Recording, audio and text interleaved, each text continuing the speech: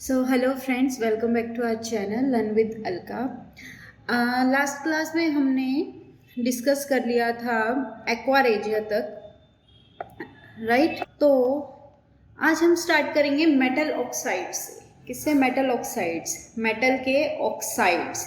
तो मेटल के जो ऑक्साइड्स होते हैं वो कैसी नेचर के होते हैं? They are basic in nature, they are basic in nature and non metallic oxides are acidic in nature. ये चीज़ याद रखना, ठीक है? अगर आप मेटल ऑक्साइड को पानी में मिलाओगे, डिसॉल्व करोगे, अगर मेटल ऑक्साइड को वाटर में डिसॉल्व करोगे तो आपका जो सॉल्यूशन होगा वो कैसा मिलेगा आपको? बेसिक नेचर का। कैसा? बेसिक नेचर का। That solution will turn red litmus blue. वो रेड लिटमस पेपर को ब्लू लिटमस पेपर में चेंज कर देगा, राइट? तो बेस की प्रॉपर्टी भी यही होती है, base turns red litmus to blue.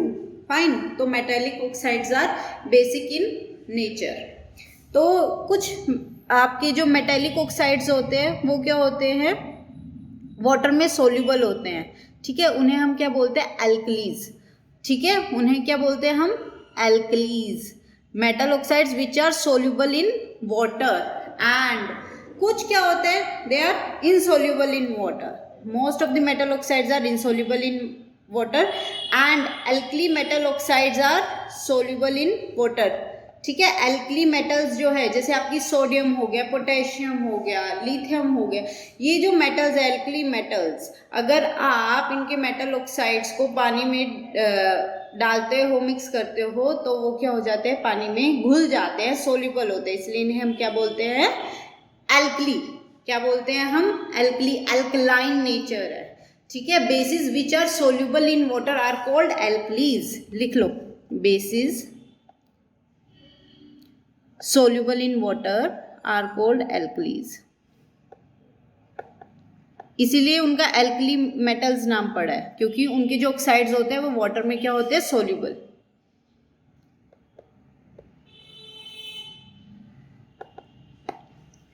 तो अगर आप एल्कली मेटल का ऑक्साइड लेते हो, sodium, sodium is alkali metal, sodium का ऑक्साइड लेते हो Na2O, इसको आप वाटर के साथ मिक्स करते हो तो क्या बनेगा? सोडियम हाइड्रो ऑक्साइड, ठीक है? अगर आप पोटेशियम ऑक्साइड को करते हो तो इसमें भी क्या बनेगा आपका? पोटेशियम हाइड्रो ऑक्साइड, ठीक है? सोडियम ऑक्साइड को वाटर में करोगे तो सोडियम हाइड्रोक्साइड बनेगा एंड पोटेशियम ऑक्साइड को वाटर के साथ ट्रीट करोगे तो क्या बनेगा? पोटेशियम हाइड्रो ऑक्साइड, ठीक है? तो नेक्स्ट है आपकी रिएक्टिविटी सीरीज। अब देखो, मेटल्स हमने क्या बोला था? रिएक्टिव होते हैं, अपना इलेक्ट्रॉन डोनेट करना चाहते हैं, इलेक्ट्रॉन दान करते हैं, उनके इलेक्ट्रॉन देने की कैपेसिटी अच्छी होती है।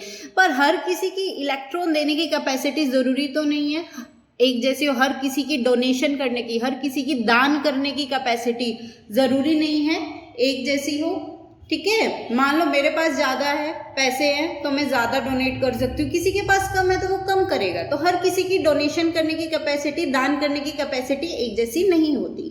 तो same with metals, her metal की इलेक्ट्रॉन को डोनेट करने की कैपेसिटी एक जैसी नहीं होती, किसी की कम होती है, किसी की ज़्यादा। तो जिनकी ज़्यादा होती है इलेक्ट्रॉन को डोनेट करने की कैपेसिटी, वो क्या होती है? They are highly reactive. And जिनकी कम होती है इलेक्ट्रॉन को डोनेट करने की capacity, they are least reactive. Okay, तो ये आपकी रिएक्टिविटी सीरीज है। Potassium, sodium, calcium, magnesium, aluminium, zinc, iron, lead, hydrogen, copper, mercury, silver, gold, ठीक है? तो इसमें से सबसे रिएक्टिव कौन है? पोटेशियम सबसे ऊपर वाला, सबसे ज्यादा रिएक्टिव है। एंड गोल्ड क्या है आपका? लीस्ट रिएक्टिव, ठीक है? तब अभी जैसे हमने बात की थी, पहले मैंने बताया था पोटेशियम और सोडियम को अगर आप खाली रख देते हो सिंपल एयर में, वो क्या करेंगे? भस्म हो जाएंगे, आग पकड़ लेंगे, ठीक है? इसलिए उन्हें हम किस में करते हैं? केरोसिन ऑयल में स्टोर करते हैं। फाइन।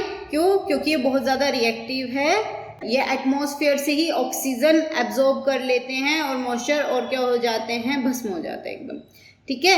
एंड वहीं पे गोल्ड, सिल्वर ये इतने ज़्यादा रिएक्टिव नहीं है, तभी इनकी ज्वेलरी बन जाती है। अगर गोल्ड रिएक्ट कर रहा होता तो क्या मैं इस चेन को पहन पाती? नहीं पहन पाती, ठीक है, वरना ये मेरी स्किन के साथ ही रिएक्ट कर जाता और मुझे एलर्जी हो जाती।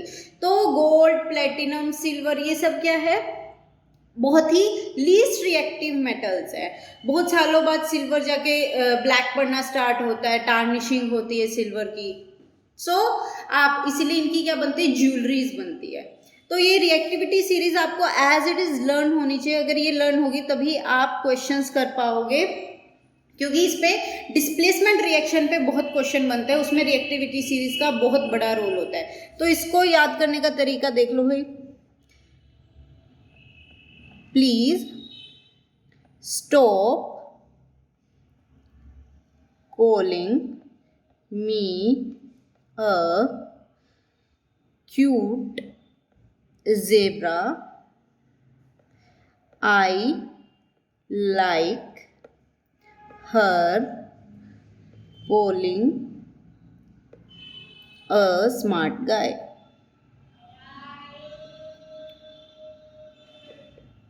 फाइन, ये याद करने का तरीका है। Please P, potassium P, stop sodium S S, calling C A, calcium C A, me M magnesium, ठीक है, aluminium, zebra zinc Z Z, I iron, I for iron, like lead, her H for hydrogen, copper C for copper, C U, C से copper, copper किससे start होता है, सी से, okay, calling C, Mercury याद कर लेना भाई बीच में आता है, smart silver S, smart S, gold G, guy G, fine. तो ये आपकी रिएक्टिविटी सीरीज लर्न करने का तरीका है। ये आपको एज इट इज लर्न होनी चाहिए, कौन ज्यादा रिएक्टिव है, कौन किसके ऊपर आता है, कौन किसके नीचे आता है, ये आपको एज इट इज लर्न होना चाहिए। नेक्स्ट है reaction of metals with solution of other metal source. अब यहाँ पे आपकी रिएक्टिविटी सीरीज का बहुत बड़ा रोल आएगा, ओके।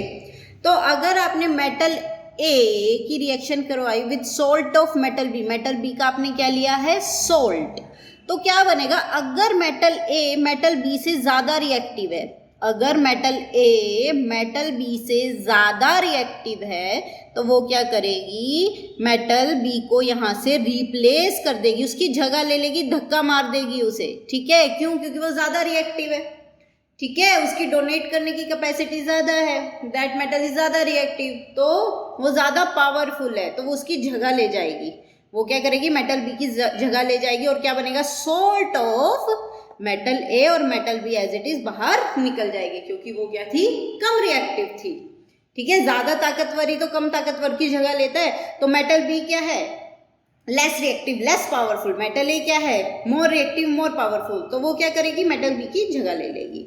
तो ये रिएक्शन तभी होती है अगर ये ज्यादा रिएक्टिव है, मेटल ए आपकी ज्यादा रिएक्टिव है। अभी हम देखते हैं दोनों एग्जाम्पल्स, दोनों टाइप के, कब ये रिएक्शन होगी डिस्प्लेसमेंट और कब नहीं होगी। इसे डिस्प्लेसमेंट रिएक्शन भी बोलते हैं, क्योंकि मेटल ए ने मेटल बी को क्या किया, डिस्प्लेस कर दिया, ओके।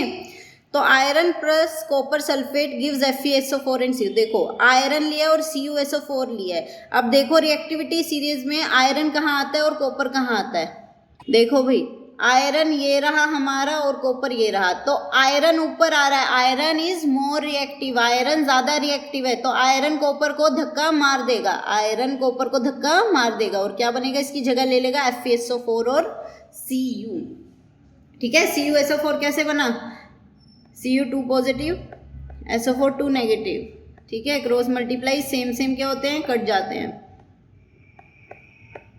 तो ये कट गए, तो क्या बना, CuSO4। FeSO4 कैसे बना, Fe2 positive, SO4 2 negative, 2 same same cut जाते हैं, तो FeSO4। नेक्स्ट है एल्यूमिनियम और CuSO4 की रिएक्शन।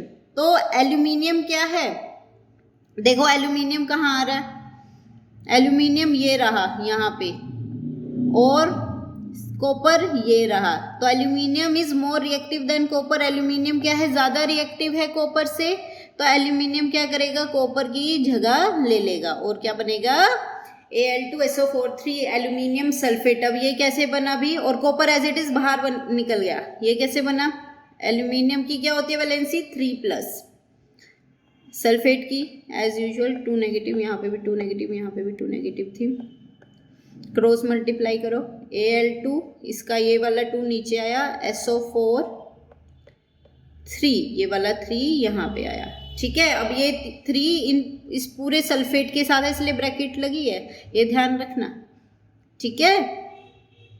तो ये क्या बना आपका, एल्यूमिनियम सल्फेट। अब जिंक और कॉपर सल्फेट की करो भी, जिंक देखो और कॉपर देखो कहाँ आ रहा है, जिंक ये रहा और कॉपर ये रहा नीचे, कॉपर नीचे है, तो जिंक ज्यादा पावरफुल है, ज्यादा रिएक्टिव है, तो जिंक क्या करेगा, कॉपर की जगह ले लेगा और क्या बनाएगा, जिंक सल्फेट और कॉपर, ठीक है। जिंक की भी क्या होती है, 2+ होती है,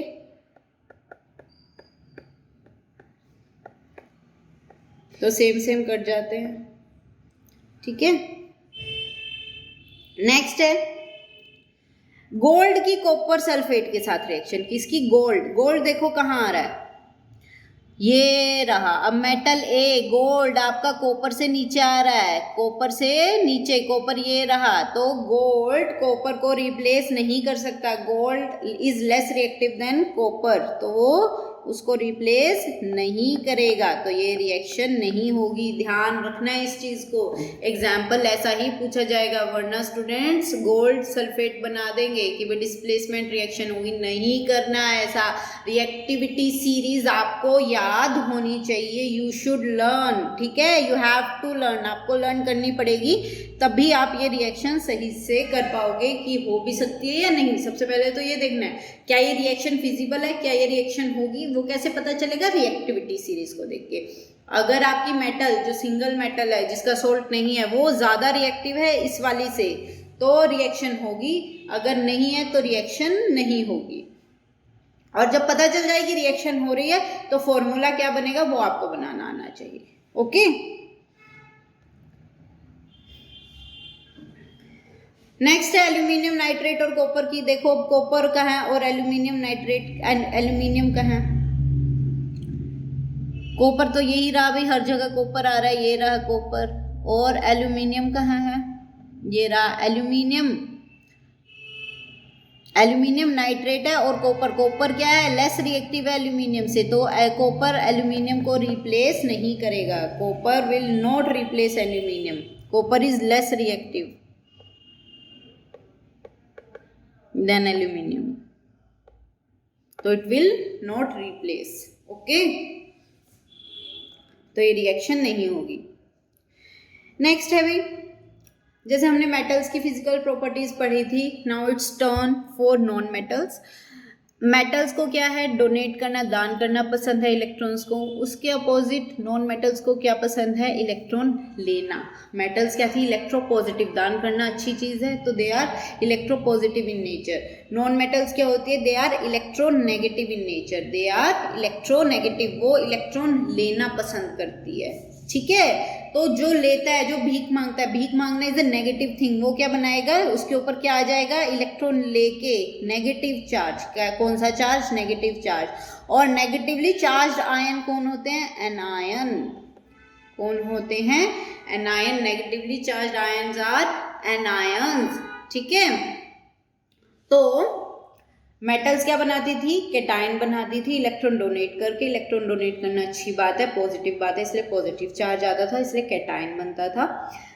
नॉन मेटल्स क्या बनाती है, एनायन, क्योंकि वो इलेक्ट्रॉन गेन करना चाहते हैं, they are electron negative in nature, ठीक है, इलेक्ट्रॉन गेन करते हैं तो उनपे नेगेटिव चार्ज आ जाता है और उन नेगेटिवली चार्ज आयन को हम क्या बोलते हैं, एनायन, ओके। और मेटल और नॉन मेटल जब आपस में मिलती हैं तो वो कौन सा बॉन्ड बनाती है, आयनिक बॉन्ड, वो हम डिटेल में अभी फर्दर नेक्स्ट क्लास में डिस्कस करेंगे, पर अभी के लिए याद रखो मेटल और नॉन मेटल जब आपस में मिलेंगी तो कौन सा बॉन्ड बनेगा, आयनिक बॉन्ड। कैसे बनता है वो हम देखेंगे। जो नॉन मेटल्स होती है वो इलेक्ट्रिसिटी कंडक्ट नहीं करती, जैसे मेटल्स थी हमारी इलेक्ट्रिसिटी कंडक्ट करती थी क्योंकि उनमें इलेक्ट्रॉन्स पड़े होते थे वैलेंस शेल में, फ्री इलेक्ट्रॉन्स, तो इलेक्ट्रिसिटी कंडक्ट करती थी। पर नॉन मेटल्स उसके अपोजिट नहीं करती, they are not ductile, they are not malleable. ठीक है, आपके जो एग्जाम्पल्स हैं नॉन मेटल्स के कौन है? क्लोरीन, ब्रोमीन, आपकी noble gases neon, argon, these are noble gases. ठीक है, helium, neon, argon, krypton, these are noble gases. Okay, phosphorus, sulphur, carbon, ये सब क्या है आपके? Non metals.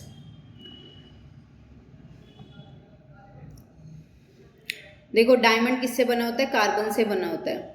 डायमंड किससे बना होता है? कार्बन से। कोल भी किससे बना होता है? डायमंड से। देखो एक कितना वाइट है और एक कितना black, it depends upon the process, कौन किस प्रोसेस से गुजरा है तो उसको वैसा ही स्ट्रक्चर मिल जाता है। दोनों कार्बन से ही बने हुए हैं। ग्रेफाइट भी ब्लैक होता है, किससे बना हुआ है? कार्बन से बना होता है। ठीक है, तो फिजिकल प्रॉपर्टीज क्या है मेटल्स की? फर्स्ट है hardness, they are not hard. हम नॉन मेटल्स की, sorry, we are discussing the physical properties of non metals. Non metals are not hard, वो कैसी होती है? सॉफ्ट होती है। अगेन एक्सेप्शन क्या है? Diamond. Diamond is the hardest natural occurring substance. ये बात हम सबको पता है, बचपन से हम लोग पढ़ते आ रहे हैं। Diamond is the hardest natural occurring substance. ठीक है, एक्सेप्शन है, it is a non metal. किससे बना होता है? कार्बन से। Carbon is a non metal. वैसे आपको क्या मिलेंगी? नॉन मेटल्स सॉफ्ट नेचर की। कैसी होती हैं? सॉफ्ट। स्टेट क्या होता है? आपको किस फॉर्म में मिलती हैं ये? सॉलिड, लिक्विड और गैस। मोस्टली गैसियस फॉर्म में मिलती है, मोस्टली गैसियस फॉर्म में मिलती हैं। ठीक है, bromine is the only non metal which is liquid. Bromine is the only non metal which is liquid. बाकी कार्बन है वो आपको सॉलिड फॉर्म में मिलता है, carbon is a non metal. Graphite आपको रूम टेम्परेचर पे, डायमंड आपको रूम टेम्परेचर पे सॉलिड फॉर्म्स में मिलते हैं। ठीक है, बाकी सारी नोबल गैसेस वो भी नॉन मेटल्स की कैटेगरी में ही आती है। Helium, neon, argon, krypton. ठीक है, वो किस फॉर्म में मिलते हैं? गैशियस। तो सॉलिड फॉर्म में भी होते हैं, गैशियस फॉर्म में भी होते हैं। लिक्विड फॉर्म में कौन सी नॉन मेटल है? एक है सिर्फ, ब्रोमीन। ओके, याद रखना।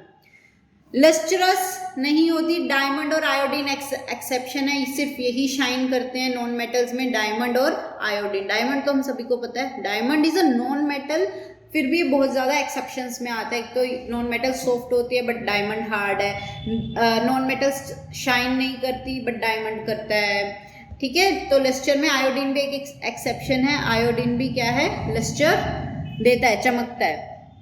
Non metals are not sonorous, वो आपस में टकराती हैं तो रिंगिंग साउंड प्रोड्यूस नहीं करती।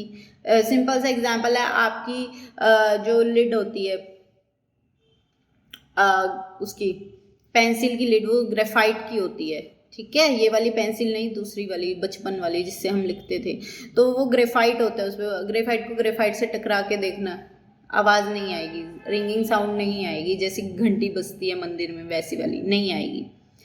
ठीक है, conduction, non metals are bad conductor of heat and electricity. वहीं पे मेटल्स क्या थी? उसके अपोजिट चल रहा है, मेटल्स के बिल्कुल अपोजिट चल रहा है। मेटल्स क्या थी? They are good conductors of heat and electricity, but non metals are bad conductor of heat and electricity. Okay, graphite exception है, याद रखना। ग्रेफाइट की वायरिंग होती है घर में, क्यों? क्योंकि इलेक्ट्रिसिटी को बहुत अच्छे से पास करने देता है। क्यों? अभी हम देखते हैं। वैसे नॉन मेटल्स क्या है? बैड कंडक्टर है हीट एंड इलेक्ट्रिसिटी की, इलेक्ट्रिसिटी को पास नहीं होने देती, हीट को पास नहीं होने देती। बट ग्रेफाइट एक एक्सेप्शन है। ग्रेफाइट क्या करता है? इलेक्ट्रिसिटी को पास होने देता है। ग्रेफाइट किससे बनता है? कार्बन से। कार्बन का एलोट्रोप है। एलोट्रोप क्या होते हैं भाई? जब सेम ही जैसे ग्रेफाइट और डायमंड कार्बन के एलोट्रोप है। क्यों है? सेम एलिमेंट से बने, कार्बन से बने, पर कार्बन दोनों ही केस में अलग अलग स्ट्रक्चरल फॉर्म में अरेंज्ड है। डायमंड की फॉर्म में क्या है? एक कार्बन 4 कार्बन से जुड़ा है। ठीक है, ये फर्दर नेटवर्क वाला स्ट्रक्चर आ जाता है। ठीक है, एक कार्बन 4 कार्बन से जुड़ा है, नेटवर्क वाला 3D स्ट्रक्चर बनता है। ग्रेफाइट के केस में क्या है? ग्रेफाइट का स्ट्रक्चर कैसा है उससे हमें पता चलेगा why graphite is a good conductor of electricity. इसमें क्या होता है भाई, एक कार्बन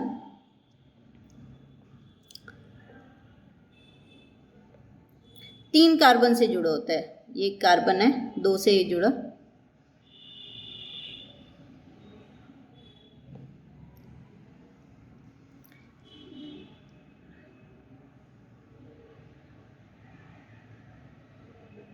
हेक्सागन जैसा स्ट्रक्चर होता है इसका।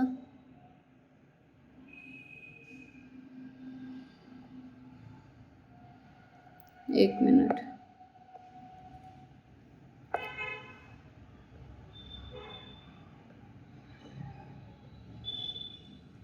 अब ये एक कार्बन क्या होगा, तीन कार्बन से जुड़ा है, ठीक है। यहाँ पे फर्दर एक और हेक्सागन बन रहा होगा,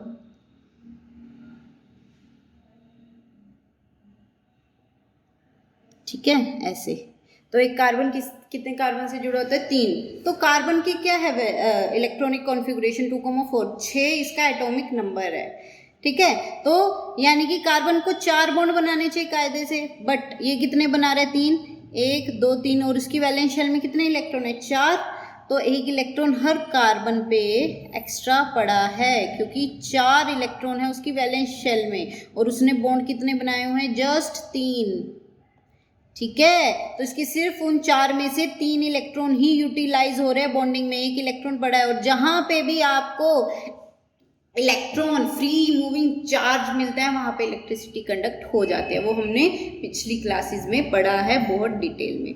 तो इसीलिए क्या होता है, ग्रेफाइट नॉन मेटल होने के बावजूद भी it is a good conductor of electricity, ठीक है। हेक्सागोनल अरेंजमेंट होता है इसमें। मैलिएबल और डक्टाइल नहीं होती हैं, ना ही थिन शीट्स में आप इन्हें बीट कर सकते हो नॉन मेटल्स को, और ना ही थिन वायर्स में। मेल्टिंग और बॉइलिंग पॉइंट लो होता है, ठीक है। क्यों, मोस्टली तो गैशियस फॉर्म में ही होती हैं। तो क्या होगा, गैसेस में तो पार्टिकल्स ऑलरेडी बहुत दूर दूर होते हैं, तो उन्हें और दूर करोगे तो क्या ही होगा, कुछ नहीं। मेल्टिंग और बॉइलिंग पॉइंट बहुत ही लो होता है। डेंसिटी क्या होती है, लो होती है, पार्टिकल्स दूर दूर अरेंज होते हैं इसमें। कलर आपको बहुत सारे मिलेंगे नॉन मेटल्स में, ठीक है। तो बाकी सारी प्रॉपर्टीज हमने डिस्कस कर ली है। In next class we will be discussing the chemical properties of non metals. So आज के लिए इतना ही। Do like, share and subscribe to our YouTube channel. Thank you.